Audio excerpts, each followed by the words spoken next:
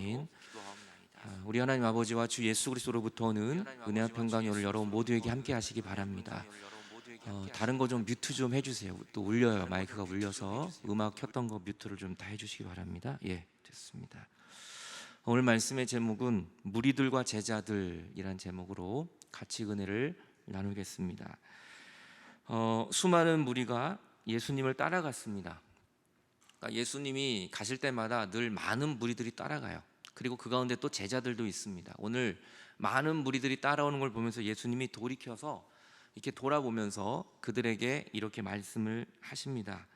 무릇 내게 오는 자가 자기 부모와 처자와 형제와 자매와 더욱이 자기 목숨까지 미워하지 않으면 능히 내 제자가 되지 못할 것이다. 그러면서 굉장히 무거운 얘기를 주님이 하십니다.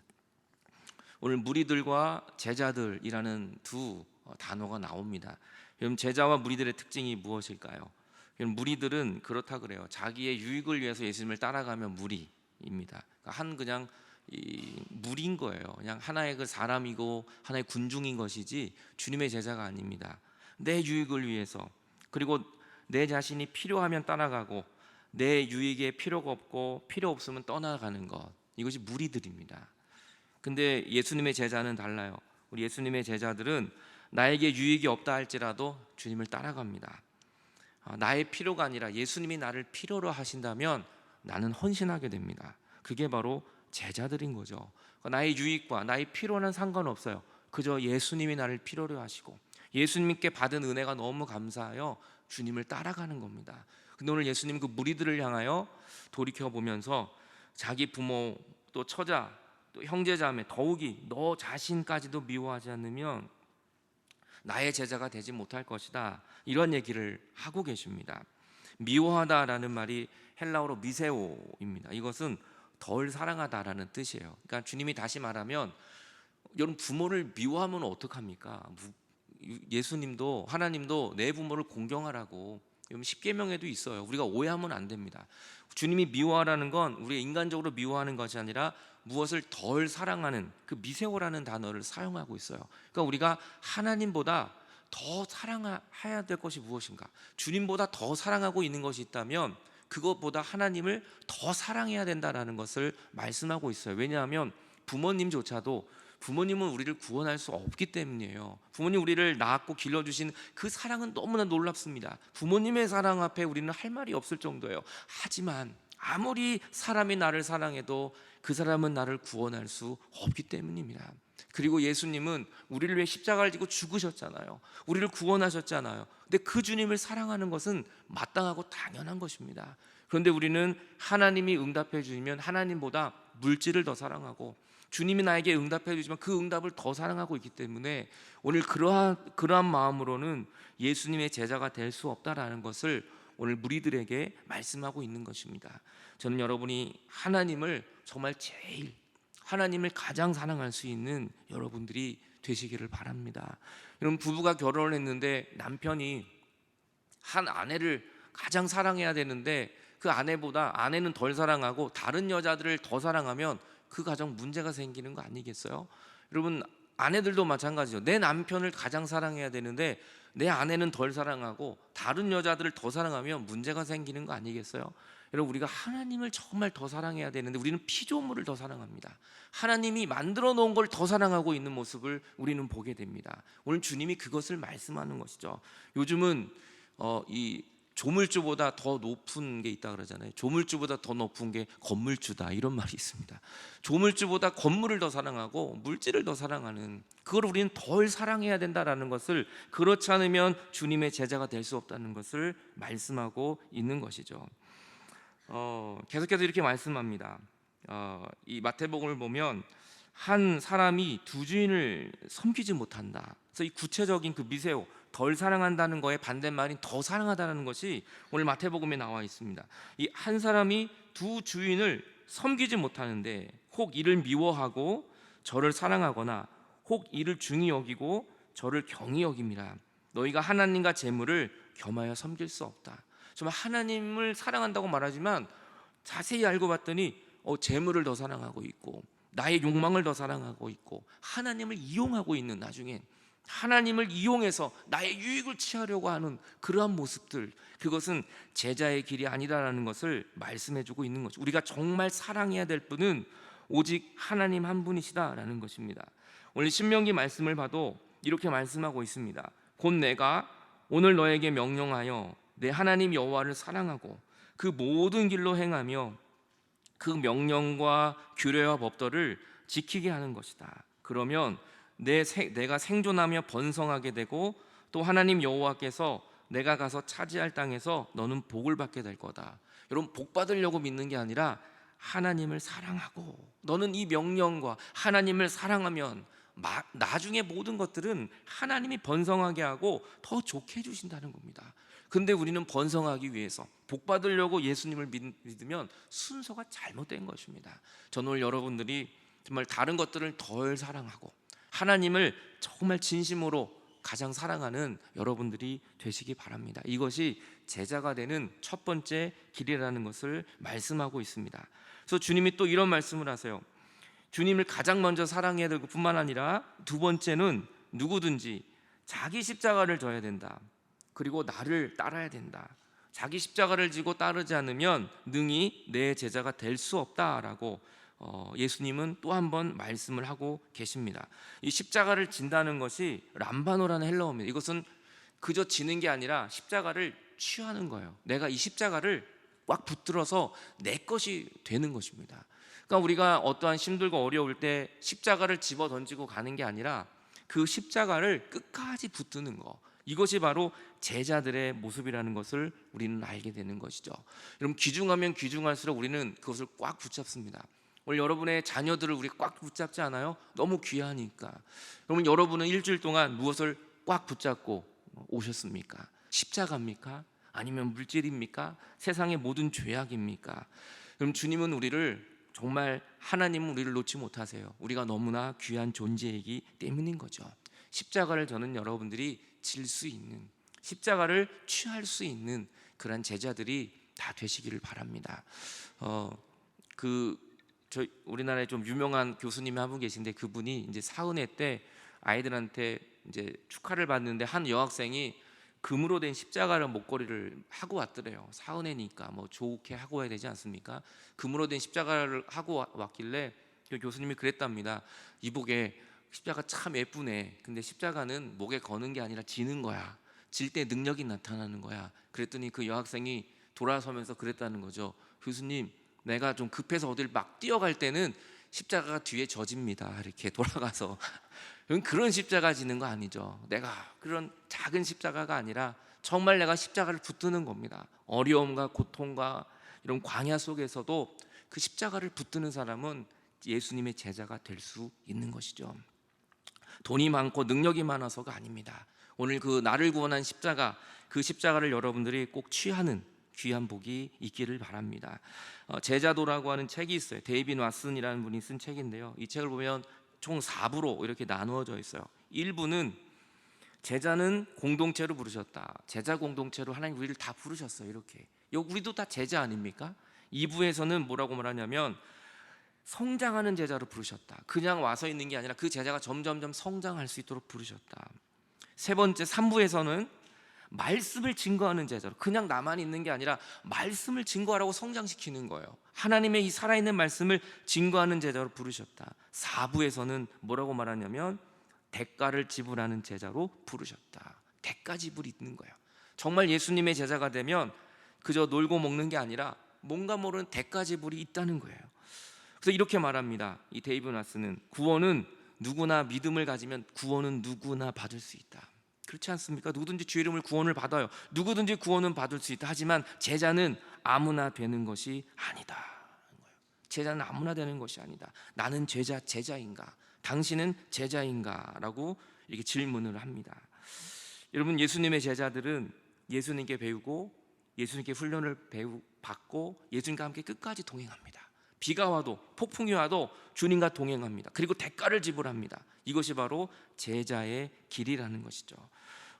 이 독일의 보네포 목사님은 이렇게 얘기를 해요. 제자에 대해서 예수 그리스도께서 우리를 부르실 때는 와서 죽으라고 명령하시는 것이다. 사실은 그만큼 우리에게 십자가의 헌신과 대가가 우리에게 있다는 것을 말해줘. 하지만 죽지만 죽는 것이 아니라 우리에게는 영광이요, 그때부터는 우리에게는 천국의 부활을 경험하게 된다는 것입니다. 오늘 여러분들이 정말 예수님의 진정한 제자가 될 수 있는 축복이 일어나기 바랍니다. 그래서 그 제자의 길이 너무 힘든 거기 때문에, 어떻게 보면 굉장히 어려운 거기 때문에 주님이 세 가지의 예화를 들으면서 오늘 본문에 그 제자의 길을 말씀하고 계세요. 28절에 이렇게 말합니다. 누가 망대를 세우고자 하는데 준공하기까지 많은 시간이 걸리지 않느냐? 그 건축하는데 그거 미리 계산하고 또 설계도 하면서 충분한 비용을 이렇게 준비해야 되지 않느냐?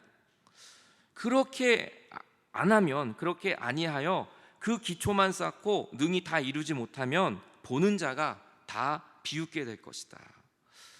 이 사람이 공사를 시작했지만 능히 다 이루지 못했구나라면서 사람들이 다 비웃게 되고 조롱거리가 될 것 아니냐.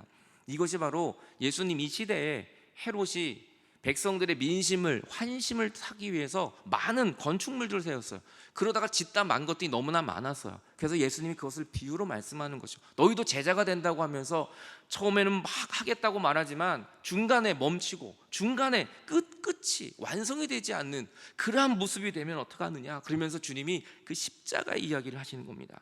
31절을 보면 또 두 번째 얘기를 하세요. 어떤 임금이 다른 임금과 싸우러 가는데 보니까 1만 명이에요. 1만 명. 근데 저 2만 명을 거느리고 적군이 오고 있는 겁니다. 이 상대를 할 수가 없는 거죠. 그러다 보니까 어떻게 할 수 있을까? 앉아서 헤아리지 않겠느냐? 군사 작전을 좀 짜지 않겠느냐? 만일 싸워서 이길 수 없다면 그가 아직 멀리 있을 때 사신을 적군에게 보내서 화친하게 하지 않겠느냐? 여러 가지 방법으로 좀 나에게 부족함 때문에 미리 준비하지 않겠느냐? 이렇게 이야기하고 있는 거예요. 그러니까 어떠한 우리가 전쟁을 보더라도 나에게 불리하게 되면 거기에 대해서 작전을 세우고 계획을 세우는데 그것이 되지 않으면 패배하는 것이다. 예수님의 제자가 되는 길도 마찬가지라는 겁니다. 그래서 이와 같이 누구든지 자기의 소유를 버리지 않으면 능히 내 제자가 되지 못할 것이다. 나의 가장 귀한 것, 이것을 내려놓지 않으면 주님의 제자가 될 수 없다는 겁니다. 34절에 또 한 번 주님이 세 번째 이야기합니다. 소금이 있는데 이 소금이 좋은 것이라는 거예요. 너무나 이 팔레스타인 지역의 소금은 굉장히 귀한 겁니다. 굉장히 귀한 거지만 소금이 그 맛을 잃으면 무엇으로 짜게 하겠느냐. 땅에도 거름에도 쓸 데가 없어서 그냥 버리게 된다. 귀 있는 자는 들을지어다 라고 주님이 말씀하십니다. 이것이 무슨 말입니까? 팔레스타인 지역이 주님의 그 시대에 소금이 굉장히 귀했어요. 지금 뭐 우리 서해나 남해처럼 어떤 염전으로 하는 것이 아니라 이렇게 지금은 이 사해 암염이라고 합니다. 사해 바다에서 거의 많이 갖고 왔거든요. 죽은 바다죠. 거기는 염분이 너무 많기 때문에. 그래서 암염, 그래서 소금이 이렇게 돌처럼 굉장히 큽니다. 그래서 이걸 깨야 되고요, 부서져야만 되는 거예요. 그러다 보니까 이 소금을 정제하는 과정에서 맛을 보게 돼요. 이 소금이 맛이 있나 없나. 그러니까 오래되고 그러면 이 소금이 겉은 소금인데 모양은 소금인데 이 소금 맛이 전혀 안 나는 게 있다는 거예요. 그래서 소금을 캐다가 입에 대봐서 짠맛이 없으면 어떡합니까? 그냥 버리는 거예요. 그냥 버리는 겁니다. 그럼 그 소금은 아무 데도 쓸 데가 없는 소금이 되는 거죠. 여러분, 우리가 예수님의 제자고 주님을 믿는다고 하지만 오늘 예수님이 오셔서 우리의 믿음을 한번 이렇게 맛보신다면 우리에게는 어떤 맛이 날까요? 아직도 죄악의 맛, 아직도 쓴맛, 여러분 아직도 세상의 맛이 난다면 어떻게 할까요? 모양만, 무늬만 예수님의 제자가 아니라 정말 내 속에 짠맛이 나는 그리스도의 은혜가 넘쳐나는 정말 십자가가 있는가, 주님이 그것을 우리에게 말씀해주고 있는 것입니다. 무늬만 예수를 믿는 제자가 아니라 저는 여러분의 삶의 전체가 예수 그리스도의 향기가 나타나는 여러분들의 믿음이 되시기를 바랍니다. 이 윌리엄 펜이라는 분이 굉장히 유명한 말을 하죠. 아픔이 없이는 승리도 없고 가시의 고통이 없으면 왕좌도 없다. 쓴 고통이 없이는 영광도 없고, 그리고 우리가 잘 아는 말, 십자가가 없으면 왕관도 없다. No cross, no crown이에요. 십자가가 없으면 아무것도 아니에요. 정말 내가 예수님의 제자라고 말하지만 십자가가 없으면 우리는 밖에 버려질 수밖에 없는 것입니다. 우리가 무늬만 기독교인, 무늬만 내가 신자가 아니라 정말 내 안에 십자가가 있는가? 우리는 내 자신을 점검해 봐야 합니다.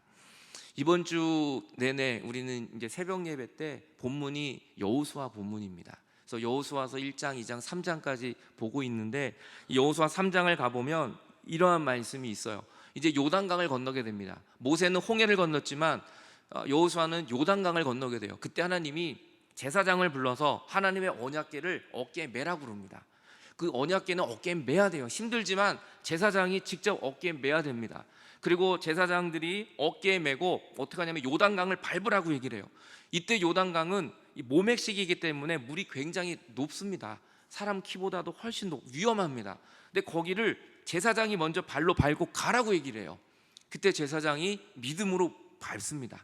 이 강물에 흘러갈 수도 있고 휩쓸릴 수도 있지만 믿음을 가지고 제사장이 그 물을 밟으니까 홍해가 갈라지듯이 요단강 물이 갈라지게 됩니다. 그런데 더 중요한 건 이 이스라엘 백성들이 다 건너갈 때까지 하나님이 이 언약궤를 제사장들이 메고 가만히 끝까지 있으라 그래요. 이스라엘 백성이 다 지나갈 때까지 움직이지 말고 가운데 한복판에서 서 있으라고 얘기합니다. 얼마나 힘들었을까요?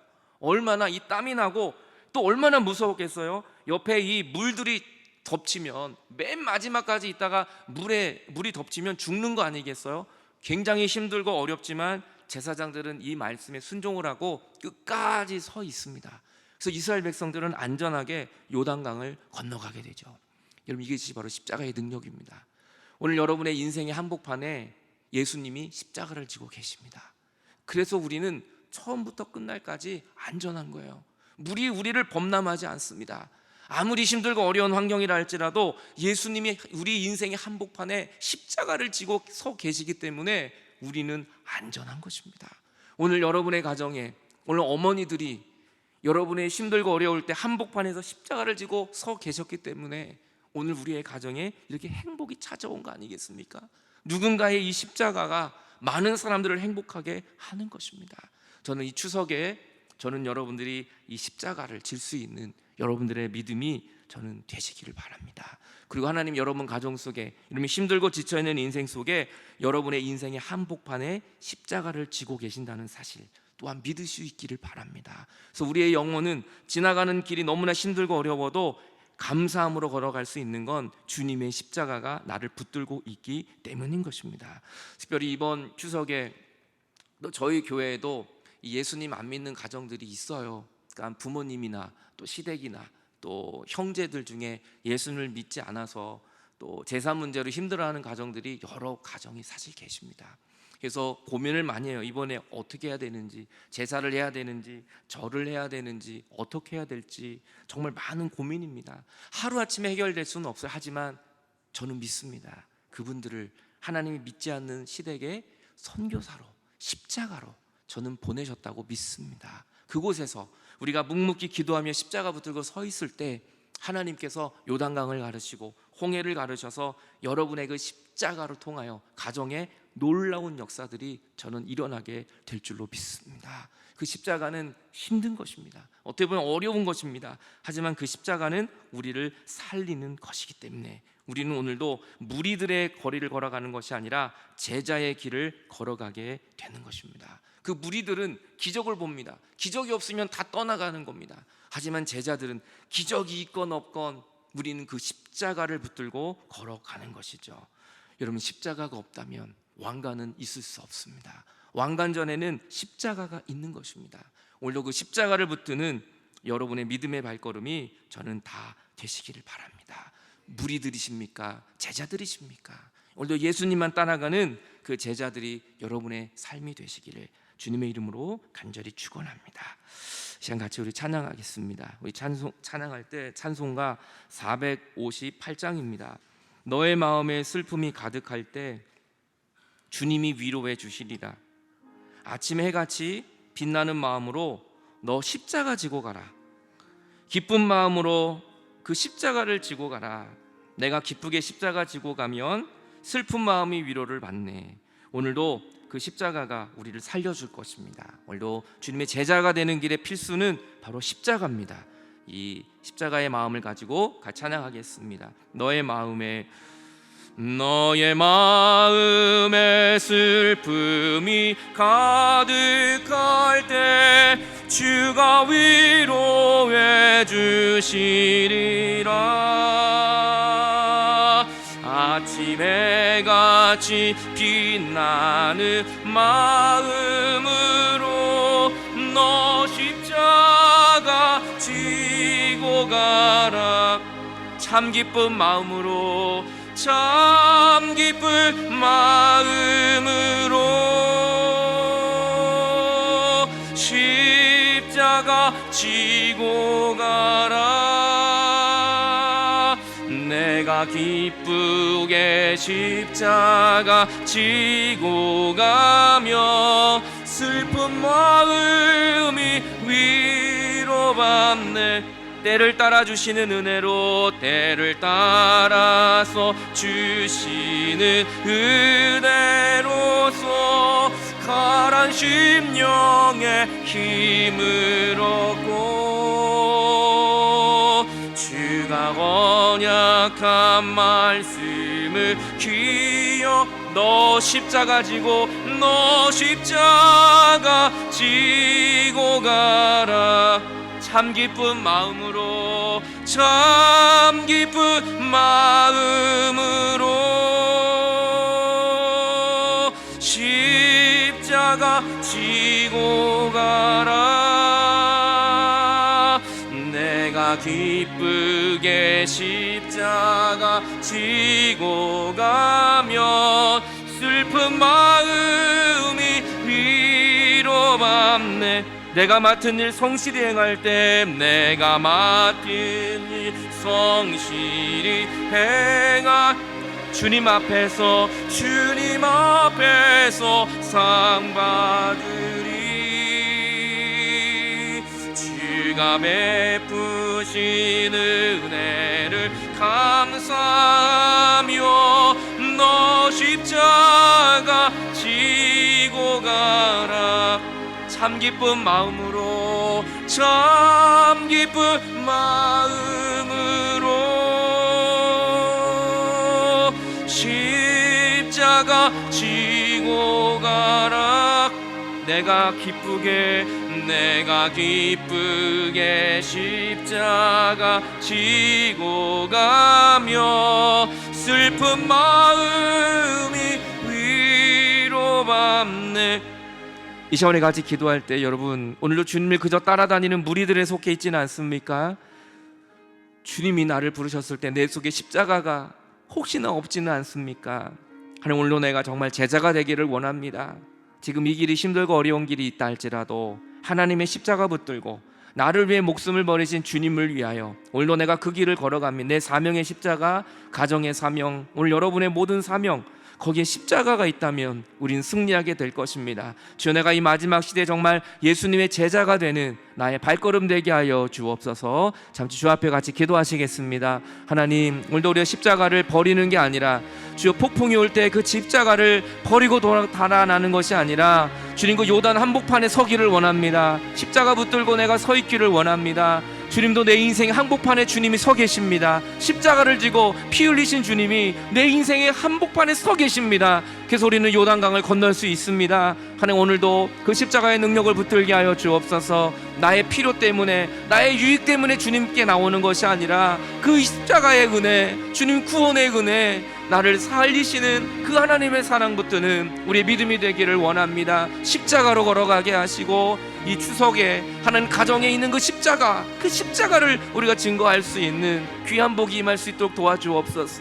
하나님 아버지, 내가 지금까지 살 수 있었던 것은 주님이 십자가를 지고 내 인생의 항복판에 서 계셨기 때문입니다. 주님, 내가 지금까지 이렇게 은혜로 살 수 있는 것은 우리 가족 중에 누군가가 십자가를 지고 서 있었기 때문입니다.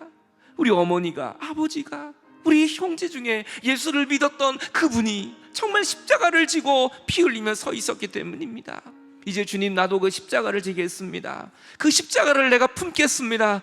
아버지, 죄악을 취하는 것이 아니라 생명의 십자가를 취하여 그 요단강을 건너가며 이 추석 가운데 정말 하나님의 십자가를 짊어지고 승리하는 우리의 모두의 삶이 되게 하여 주옵소서. 이젠 더 이상 무리의 그 길을 걸어가는 것이 아니라, 무리는 너무나 숫자가 많습니다. 거기에는 화려함이 있는 것 같지만 제자는 12명밖에 없었습니다. 주님 적은 수였습니다. 십자가가 있는 곳은 사람들이 많지 않습니다. 하지만 이제는 그곳으로 가겠습니다. 제자가 되어 십자가를 지고 주님처럼 그 생명의 길을 걸어가는 옥성 루터교회 모든 성도님들 다 되게 하여 주시옵소서. 감사하며 예수 그리스도의 이름으로 기도하옵나이다. 아멘.